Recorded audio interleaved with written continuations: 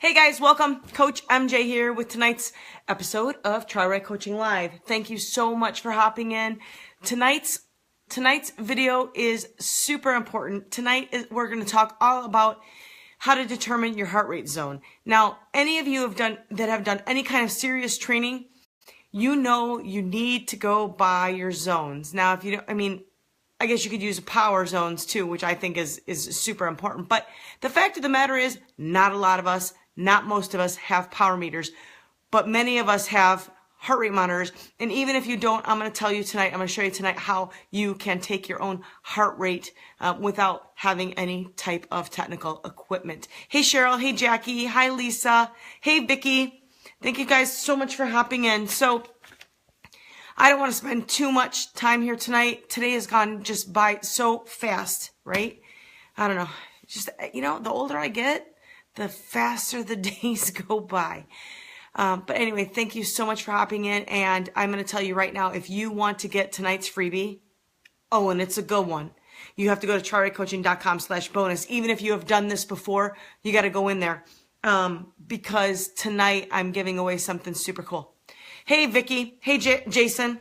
All right. How do you determine your heart rate zones? Very first thing is what you need to know is you could get a lactate threshold test, but what is lactate threshold, right?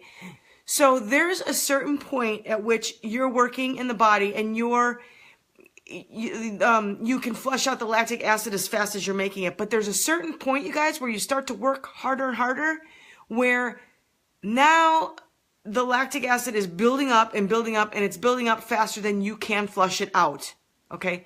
That point is your lactate threshold, okay? So it's super important to know what that point is, but how do you figure that out, right? So you can get a test, and I actually offer that test. I offer it on the bike and the run, okay? Because honestly, guys, one of the biggest mistakes I see people make is you think that your threshold is the same on the bike and in the run, and the fact is it's not. Same thing in the swim, and I have tested this. You cannot get your heart rate up as high on a bike or as high in a swim as you can in the run. And if anybody can test that for me and prove me wrong, go ahead. But the fact is that when you're running, that's when you're going to get your highest level, your highest pulse, your highest beats per minute, all that stuff. That's when it's going to be. So when I test for this, when I do this lactate threshold test, the test itself is actually very scientific. Okay. I either put you on a trainer, right? On my Compi trainer, or I put you on a treadmill, and every few minutes I actually take blood. Yes. I said it, blood.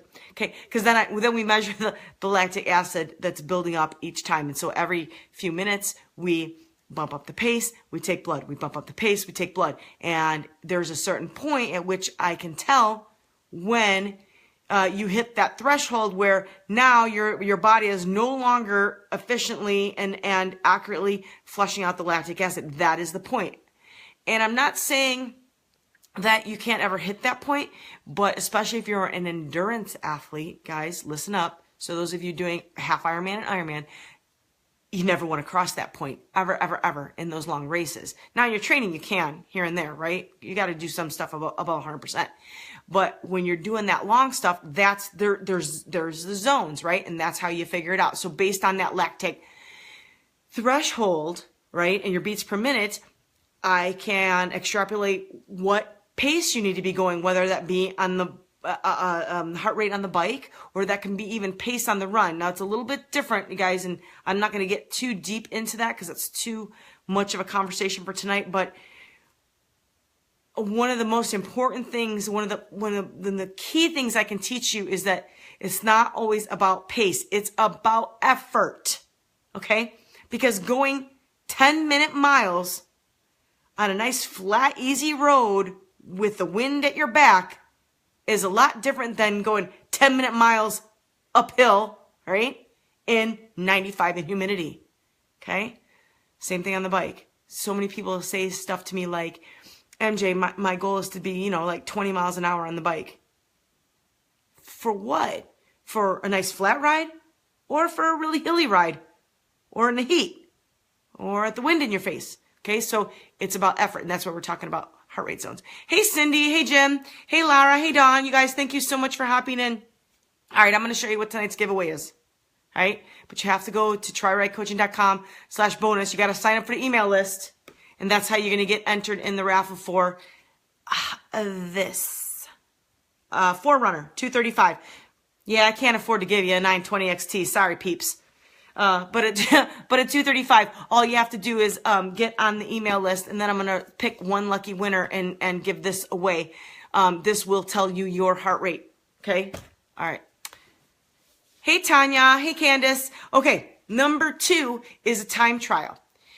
And a lot of times I'll do this with my athletes who can't get in for a test or don't want to pay for the test. I'll have you go out and do, say, a 5K and run your heart out.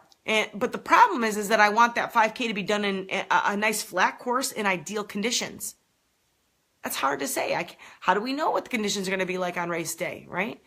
You can do it by yourself, but I'll tell you, and anybody will tell you, when you're trying to do a time trial by yourself versus doing a time trial with someone pushing you a little bit, you're probably going to do better with other people and pushing yourself a little bit. So the race time trial, like that's, race time. So the race time trial, I think, is even better. So that kind of gets into the next one, your race time. So you can do a time trial on your own. A lot of people do it, but I definitely think that your race time is going to be more indicative of what you can actually do because you're in a whole different situation. The nerves are up there. The adrenaline's up there. You're fired up. There's someone you can, chase. I mean, let's face it. Not all of us are at the front of the pack when we're doing any particular race. And again, this applies to both bike and run. It applies to swim too, but swimming's a little bit different. I think that's a harder one to crack. We love the push. Yes, Dawn, right? Hey, Cheryl. Welcome. Hey, Lilia. Hey, Teresa. You guys, thank you so much for hopping in. So those are the ways that you can actually get what you want is you want to get your max heart rate, right? Well, you want to get your max. For the lactate threshold test, we can get you to your max heart rate, but the fact of the matter is I will find out your threshold, and it's generally it's below that max heart rate. So you can do the time trial and the race time and get that max heart rate. And here's what, guys. Oh, let me just back up 1 second. Well, 2 things. One, your bike heart rate is going to be lower than your run heart rate, the max, okay? Generally 15 beats per minute. Something like that. Could be anywhere from maybe 10 to 20, but I usually say 15. So please, if you do go and do a test and you get a beats, you get that max heart rate on your run, don't try to apply that to your bike. It's got to come down a little bit, okay? It's going to come down a little bit. And then number 2, what was I going to tell you? Shoot. I forgot what it was. Maybe it'll come back to me. But anyway, again, share this video, you guys, if you know someone who needs to learn how to train accurately, but you're going to get entered in a raffle for a Garmin. This is a Forerunner, or is a 235, and it measures your heart rate for you. Oh, if you don't know how to measure your heart rate, you can do it by yourself. Some people will tell you to take it on the wrist. I find that less accurate than taking 2 fingers, put it right there under your chin, right? And you can feel it, okay? You can count it for 15 seconds, and then times it by 4, right? That's your beats per minute. Oh, I remember what I was going to tell you. It's not 220 minus your age. It's not. Because I think I'm not going to tell you guys how old I am now, but I was younger than I am now. And if anybody knows Swallow Cliff, Big Bertha, okay, if you know that hill, I ran up it. And I saw 212 on my Garmin. My heart rate was 212. Okay. 220 minus my age, I would be dead.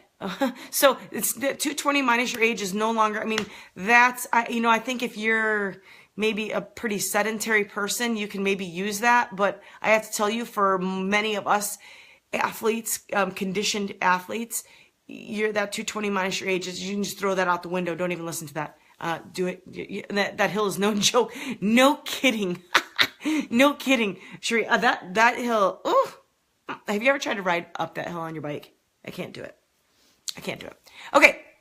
So those are the 3 ways you can measure your threshold. We want to know what the max you can get. And then once you get that max heart rate or your threshold, I'm telling you, the most scientific, most accurate of these 3 is going to be the threshold test. Like I said, which I can do. You can go anywhere, but I can do it. And it measures, we take your blood every 3 minutes. It's every 3 minutes, and then increase the intensity. Take the blood, increase intensity, and then there's a point at which we can see a graph on which the lactic acid all of a sudden builds up to which your body can no longer process it out. That's what we're looking for. Okay.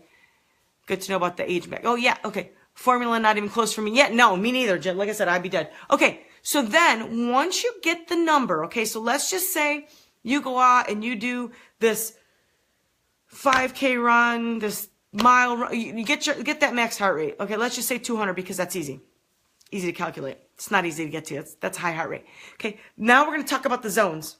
All right.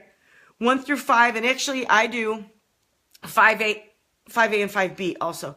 So the number one mistake that athletes make, if you got a pen and paper, write this down. The number one mistake that athletes make is they spend too much time in the middle zone. Meaning they're neither working too easy nor too hard. They're just working in the comfort zone. All right? So if you plan your training properly, and if you really want to get faster, if you really want to make 2018 the best year yet, what you want to do is you want to vary up those zones and stick to them. And let me tell you guys, yes, it's very, very hard to do runs in zone 1 and 2.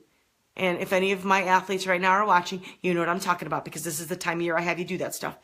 I want you to go super, super, super easy right now because what we're trying to do is condition that heart rate. And there's a lot of genetics that play into it, and there's a lot of, there's a lot you can't control. But if you train it a little bit, you can bring that max heart rate. You can bring things down, meaning that you can go faster in order to get that higher heart rate. All right. So anyway, zone 1 is 50 to 60%. That is a lot of times just a walk, a super, super easy run. And I mean easy, like to where you're like, I could walk and get my heart rate just as fast. Yes, you can. And that is the point. Okay. Zone 1. So you're moving. Okay. You're moving, but you're not really putting forth much effort.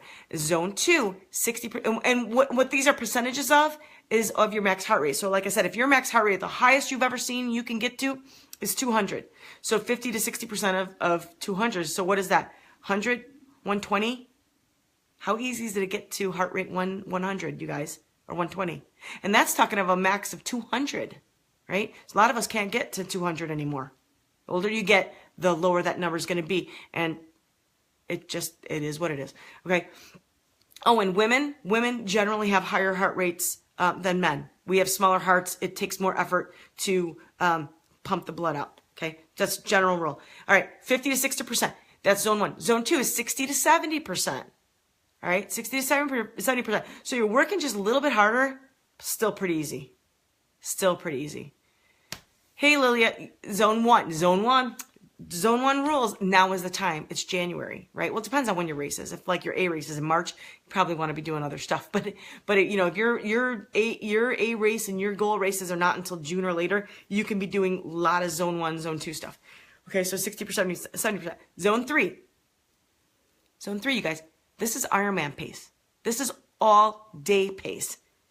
70 to 80%. I don't recommend that as a power zone on a bike for an Ironman. I actually recommend a little bit lower, but heart rate is different.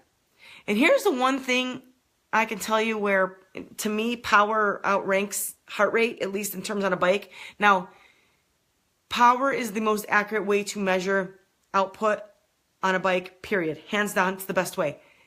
Heart rate is best on a run right now because there is no other way to evaluate it. But the problem with monitors like this, the one I'm giving away, if you share the video and go sign up for the email list at TriRightCoaching.com/bonus, the problem with this is that there's a delay. There's a delay. So all of a sudden you can be running and like oh my gosh, I feel so, but my heart rate's not, well, and then 5 seconds later, oh my, it's really up there. Well, unfortunately, by the time you're up in that high zone 5, you've already crossed the line that you don't want to be there. But the heart rate monitor, there's on a delay, so you didn't even know you were there. So there's a lot about getting in tune with your body when you're trying to figure this out. Yes, Laura, you do. Oh, yeah. And you know what? I'm going to get back to that. I'll talk to you about it later. But I do have a tool that we can measure that now in the studio, in the CT studio. All right, so zone 3, that's... you can do a marathon in that zone, zone 3, nothing higher than that. You can, in your Ironman, again, your Ironman pace is all day. Like if I said you have to go out there and you got to race for 12 hours, for 15 hours, that's your pace. It's aerobic. It's steady effort. It's, if I'm running next to you, I can have a conversation. Maybe I can't talk as clearly as I can now, but we can have a conversation without me stopping to, like, you know, take deep breaths in between, right? Like, you know, I mean, so if you're running by yourself, this is how I used to do it. Yes, I'm a dork. If you're running by yourself, you should be able to sing to yourself without gasping for breath. And I used to sing Old MacDonald Had a Farm. That's what I used to sing. Okay. Hey, Maureen. Okay. So zone 4 is 80 to 90%. That is your tempo pace. Okay. That is maybe your half marathon pace, your half Ironman pace. I would even say like somewhere between there is like your 10K pace, right? Maybe like a little bit on the high side, 90 to 95%. But so not all day, 80 to 90 though. So it's something that you can sustain for a few hours, a couple hours. Okay. And yeah, a couple hours. Maybe a little more if you're doing a half Ironman, right? It's a little more than a couple hours for that. But yeah, so 80 to 90%, that's your tempo. So you can still talk, but you might have to gasp for breath a little bit in between.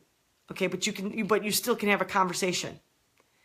One of the things that I'm going to tell you guys that I would recommend, wear the heart rate monitor and get used to this. Know what your pace is. Know what your body feels like. Know what you can do when you're in those zones. Because on race day, sometimes things fail. And I'm going to tell you a really quick story. The donometer requires to be tweaked. What? Okay. I'm going to tell you a quick story. So it was my second Ironman. And I had hired a coach. And I was using heart rate. It was before I had a power meter. And I do my swim and whatever. I put my heart rate monitor on. And I had my watch strapped to the bike. And I got out on that 112-mile bike ride. But guess what? It wasn't reading. Double zeros. I was frustrated. I was defeated. I had done all this. I had trained for months and months and months using a heart rate monitor. And now, when I really needed it, and it was a hilly course, it was Coeur d'Alene, so it's not, I mean, it's different. If it's flat, it's a little bit easier to gauge. But you guys, when you're doing like hilly rides or even hilly runs, your zones go up sometimes before you even know it. So I was out there, and I mean, even like by mile 24, 25, I'm like, well, okay, my race is ruined. I put in all this time and money to do a good race, and I was supposed to train by heart rate, but my equipment failed me. And I wanted to quit. I don't know anybody who's done an Ironman who hasn't wanted to quit at some point, but I wanted to quit. I didn't quit, but if I'd have known, if I'd have been more in tune with my body instead of relying so much on that watch, so much like, I gotta see it. If I had just like known what my breathing was like, what my body felt like when I was supposed to be in the zone that was prescribed for me in that race, zone 3, I'd have been okay. I'd have been like, okay, well, the heart rate monitor's not reading. But you know what? I know how to deal with that. I know how to, where I'm supposed to be. Am I pushing hard enough? Am I not pushing? How am I breathing? How do my legs feel? How does my heart feel? How do my lungs feel? That's what I want you to tune into. Now, yes, power meters and heart rate monitors are all great tools, but don't rely on them. Okay? They're tools. Don't rely on them. Hey, Pat. If you can't breathe or talk, you're going too fast. Yes, Lilia, and that goes to zone 5, 90 to 100%. Okay? That is your max effort, 100%. 100% of what you can do. And what you can do for sustained effort, I mean, that doesn't mean like, so if it's a 5K time, let's just say that's your 5K pace. Well, okay, so let's say your 5K is 10-minute miles, and I like to use these round numbers because it's easier to calculate. So 10-minute miles, right? Well, that doesn't mean that the fastest you can go for a mile is 10 minutes, because you could do 10 minutes for 3 miles, which means you can go above that max for a shorter time period, which where comes the 5A and 5B. So anybody who's come to my bike class knows I have a day which I call a POPS day, okay? So those are days where we go above 100% of your FTP, okay? POPS. A tempo ride, which is generally longer increments. So a POPS ride might be a minute or two above 100%. So a 110, 120 maybe even a little bit higher. But then a tempo ride, we do tempo rides, and those are your 80, 75, 80, 85, 90%, sometimes even 100% for a little bit longer time. So maybe 5 minutes, 4 minutes, 5 minutes, 6 minutes. Sometimes it's longer. And then your endurance rides, which are down closer to 65, 70, 75% for a longer period of time. Okay, so that's kind of how you do it. So you're 90 to 100%. That's your zone 5. You are cooking. You're sweating. You barely can talk. Okay, at your zone 5 A and B, if you can talk, then your zone's wrong. You shouldn't be able to talk in your A and B. You're like, so I haven't raced in a long time. Anybody who's ever seen me race, you know that when longer races is different, but in a sprint race, and if we pass each other, you're never going to get it. Hey, I'm never going to yell to you. You know why? Because I can't breathe. I'm saving all that oxygen for my race. I might give you a thumbs up, right? Minty. But zone 5 A and B, you're up there. Your heart rate is, you're jamming, you're cooking. Now those are for your shorter races, shorter. If you can go longer, then maybe your max is not what you think it to be. Hey, Aunt. Hey, Jim. Thanks, Debbie. And for watching. Who's we? Anyway, you guys, thanks for watching so much. Okay, yeah. All you have to do, so tonight I'm giving away a 4Runner, 235. All you have to do is sign up for the email list. You got to be on the email list. If you're not on it, and I'm going to tell you right now, I want to get at least 5,000 views on this video. So I need you to share it. Put it on your friends' pages. Put it on your page, put it in any groups that you know, because if I'm going to give away expensive stuff that I buy, then we need more views, because I want all of you guys to learn that you need to know your heart rate zones, okay? Same thing, power meter zones. If you have a power meter, if you don't have a power meter, the zones obviously are important. The heart rate's important, though, because you can measure it, right? You can measure it. You're not going to measure that in a race. You're probably going to use a monitor. But that's something that you can get used to, and you can learn what it feels like to be in the right zones. Then what you do is, once you determine the zones, see, to determine the zones, you guys, this is the easy part. That's the easy part. The hard part then is knowing what zone you need to train in to be able to maximize your workouts to get the result that you want in your race, your season, your goal, you know. So this is the easy part. Now, once you get that number, then you have to learn how to take that information and put it into your training plan so that you can reach the goals that you want to reach. So, all right, you guys, thank you so much for watching. Please share the video. Hopefully you'll join me here next Sunday. Again, I keep forgetting to write down what next week's topic is. But I will be back here next Sunday night, 7 p.m. Central Time, with another great topic for you. Just here to try and help give you guys some information so that you can be a better athlete, so you can reach your goals here in 2018. If you have any questions, there's any way I can help you, or if you have any topics that you'd like me to talk about, anything that you have questions about, just pop a note in the comments. I go back and read all the comments, you guys. And I'm happy to answer questions you have, or even make a video on the topic that you are looking for. So thank you guys again so much for hopping in. Hope you have a great Sunday night, and I'll see you all here again live next Sunday night, 7 p.m. Central Time. All right? Have a great week.